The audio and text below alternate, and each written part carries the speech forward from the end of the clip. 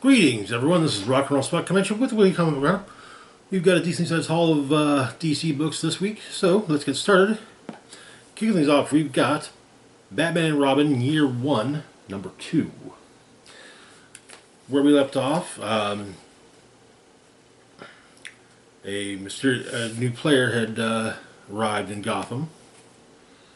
Who this new player was not entirely known. But my initial assumption of it being Ra's al Ghul is, I would say, not the case. But this miniseries also focuses on Dick Grayson's early period as Robin. So the issue begins that apparently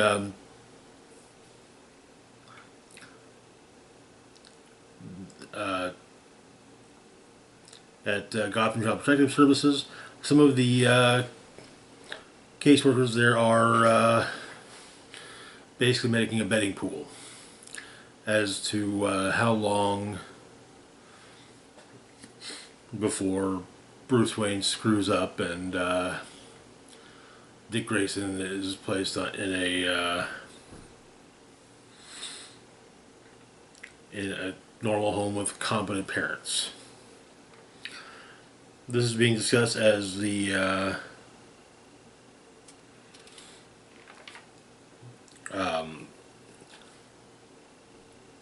caseworker of the case is getting in, and she's offered a slot in the pool, but it would be unprofessional of her to do so.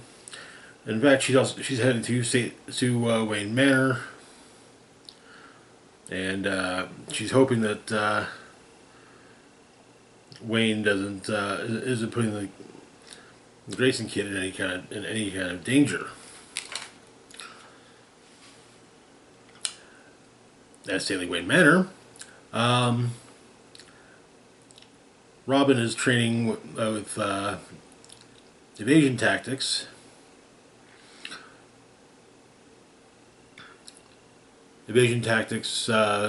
For a 50 caliber machine gun,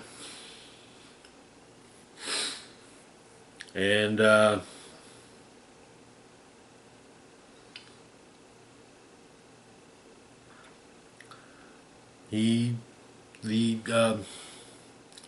but he manages to stop to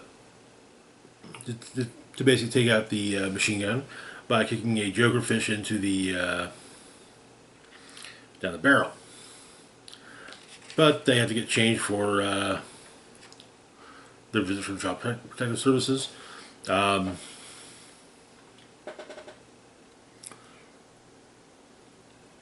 Alfred is spotlighted as a housekeeper, also with training as a medic, a nutritionist, and a master chef. And it appears that Dick is happy, maybe acting out a little, as he vaults around the one of the rooms of the manor with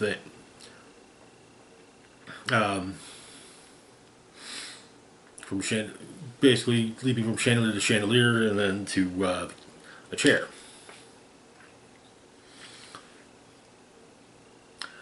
And it said that things are as they should be, but there will be further visits, and not all of them will be announced.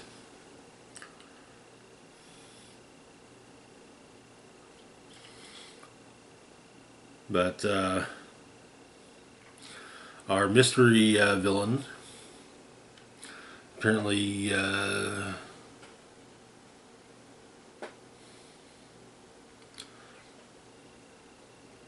general, and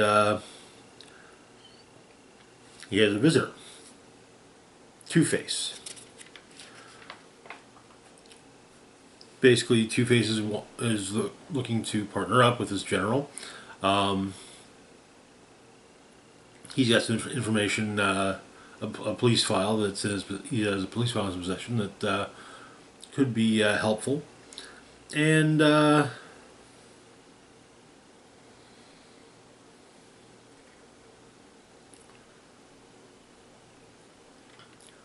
also, Two-Face offers additional knowledge.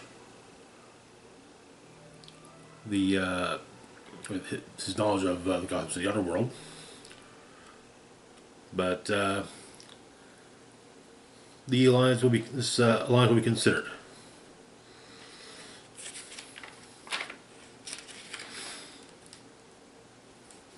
And apparently, Batman shows Robin not the full extent, but something of the extent of the cave system, which makes up the Batcave, and how far the cave truly reaches. Connects to the various caverns under the various explored caverns under the city, which helps Batman seem to appear out of nowhere.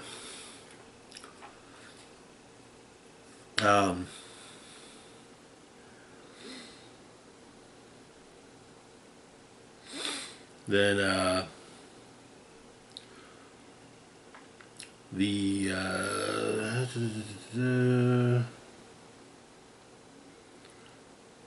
Falcone. Apparently, the Maronis are taking a shot at the Falcones, towards a meth lab. However, one of the Maroni soldiers torches a truck full of other Maroni soldiers. It is in a populated area, and so Batman and Robin work to save everyone they can. One survivor from the truck, but there's a time to make it. Robin manages to save some of the kids from and adults from one of the buildings that's nearby.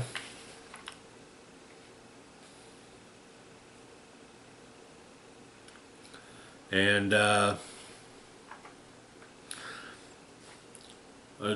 point, the surviving member of the Maroni crew says that there was something weird about the one that set everyone on fire. It seems he was melting. And that is where the issue ends. Perhaps because he was made of clay? Maybe. Perhaps. We'll find out. But good issue. Good issue. Moving on, though, to our next book, we've got Batman Superman World's Finest, number 33.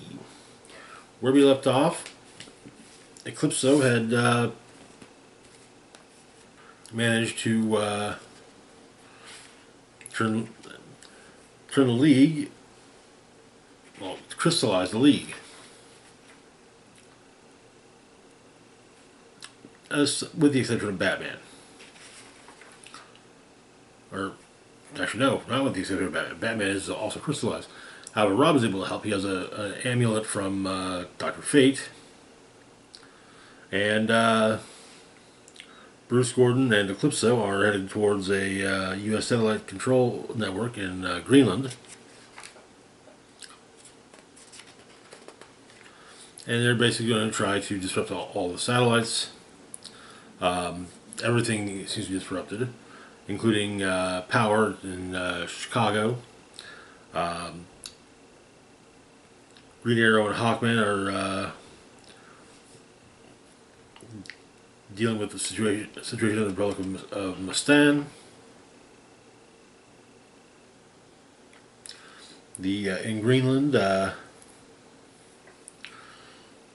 soldiers are basically knocked out by Superman sucking oxygen out of the room.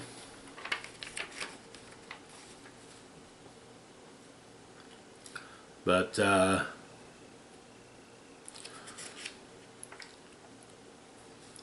Eclipso manages to exert some influence over the JSA, basically, you know, convincing the JSA that the JLA thinks of them as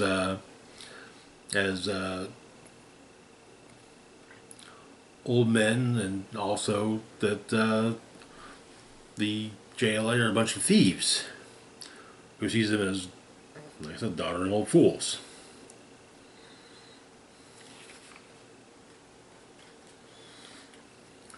And Superman has to save the International Space Station, though it seems that some red sunlight is being directed towards him.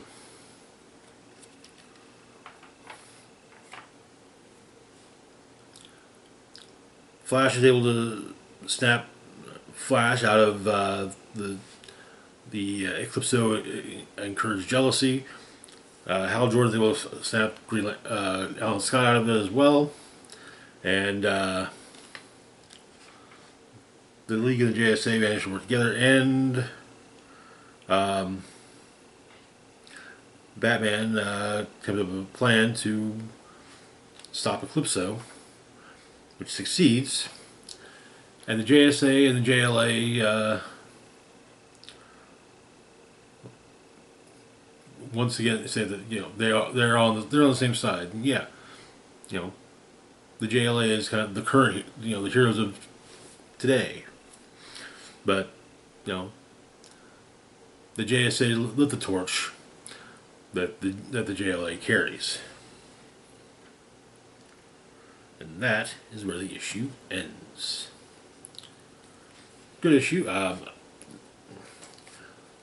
Honestly, I say it over and over again, but World's Finest is easily one of DC's best books at the moment.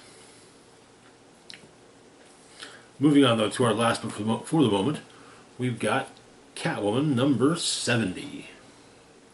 Where we left off, an alias of Catwoman was reported killed in Germany, and so we're tracking down. People were starting to hunt for Catwoman in Gotham, so she basically fucked off to Germany.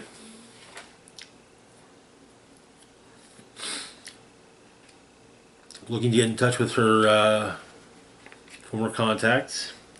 She does so, getting in touch with Susie Sinner.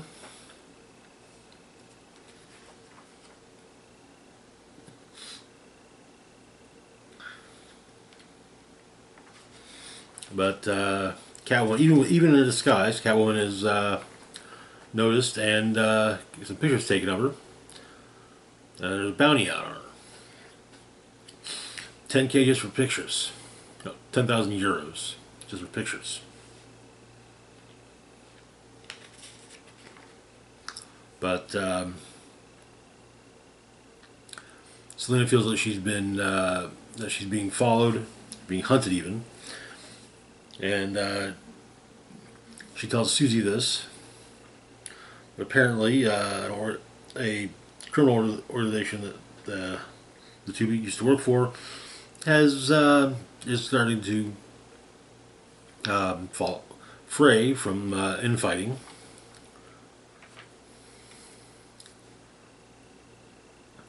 And some of their operatives have been killed, and so the heirs of said organization, well, the question is asked if any of them are on a killing spree.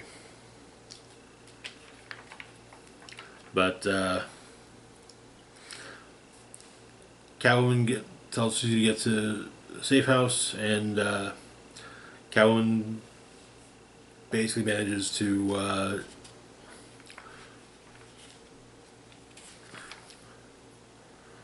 find out bits about the bounty.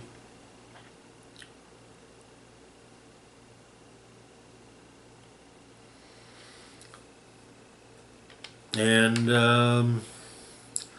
apparently there's a there's a hit squad coming after her. But she manages to incapacitate them and evade them, leaving behind the wig she was wearing and the t-shirt she was wearing as a disguise. And that is where the issue ends. This is definitely an interesting story so far. It's hard to think of. It's interesting to see Catwoman in a more basically kind of a spy story. I mean, usually a Catwoman story is, oh well, what's Catwoman? You know, Selina's going to try and steal this priceless artifact, but there's more to it than that. And so yeah, but I think this is actually a rather interesting take with her basically dealing with the intelligence community. I mean, she has dealt with the intelligence community before, but usually from the purpose of a similarly skilled person. So someone who can infiltrate a top secret facility and evade security precautions. Basically, like a similarly skilled person. Anyways, that's to do it for now. As always, feel free to like, share, and subscribe. Links to my Facebook, Twitter, Blue Sky, Instagram, Mastodon, Patreon, and PayPal can be found in the description box down below. Big shout out to Patreon, Patreon, and Red Bands of Penis. Thank you so much for your support. It is greatly appreciated. This is Rock and Roll Spock signing off saying, live long and rock hard.